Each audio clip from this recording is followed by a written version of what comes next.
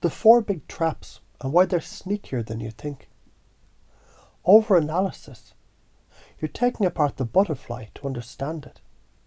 And now it's just a pile of legs and wings on your desk.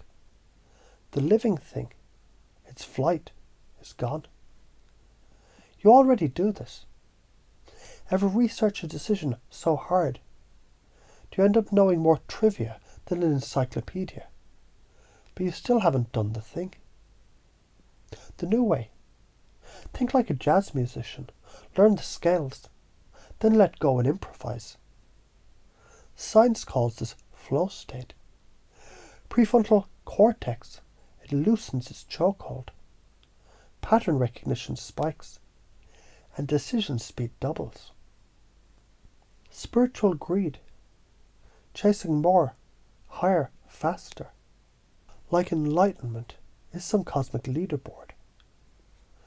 You already know the antidote.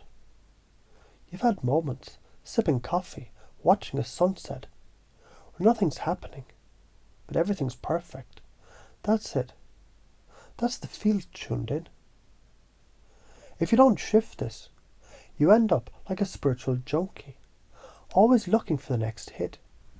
The irony, in physics, over-amplifying a signal creates distortion. Same with your soul. Self-measurement addiction. That mental Fitbit asking every 10 seconds, am I there yet? Truth, you were there before you even left. Your baseline consciousness is the stage. Progress is just different lighting. Neural networks strengthen with rest just as much as repetition. Constant checking, it interrupts consolidation. The fear of falling back. You keep looking in the rearview mirror to make sure you're not high from yesterday. The karmic cost. You miss the turn in front of you. The physics parallel. An orbit, it only stays stable if it's balanced between escape velocity and gravitational pull. Keep yanking towards the past, and you spiral in and burn up. The interrupts. Nonsense questions. If I were already there, how would I know without checking? This drops the logic brain into a short circuit. Confusion opens a suggestible window.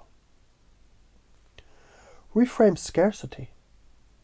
Spiritual fear of missing out says, if I don't hold it now, I'll lose it forever. Truth. Time is a slot machine that's always spitting out new tickets. Kill comparison. The field doesn't do better or worse, only tuned or untuned. In quantum terms, measurement changes the state. Stop measuring. Stay in superposition. Why does this matter? And the science of why it works.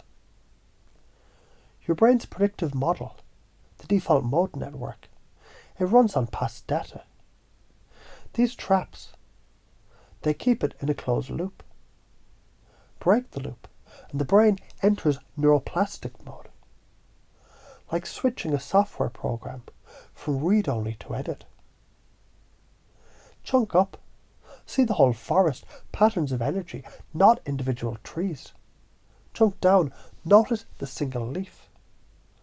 The grain of the wood. The way the light hits it. Switch between the two often. This builds cognitive flexibility. So from now on, you're the one who notices when the butterfly is about to be dissected. And instead, you cup it, watch it. Maybe let it land on someone else's hand. You pace people's fears by naming them out loud. Then lead them into the field where those fears can't breathe. You link your own story to theirs.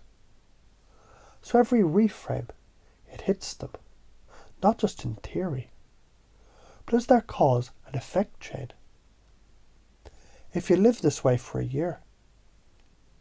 Less mental burnout, more intuition-led decisions, uncanny timing in conversations, and more synchronicities that actually land. If you ignore this, endless analysis loops, emotional crashes after high moments, feeling behind no matter how much you achieve, and spiritual stagnation disguised as busy work. You're not chasing arrival. You're the place others arrive to. And every time you stop measuring, stop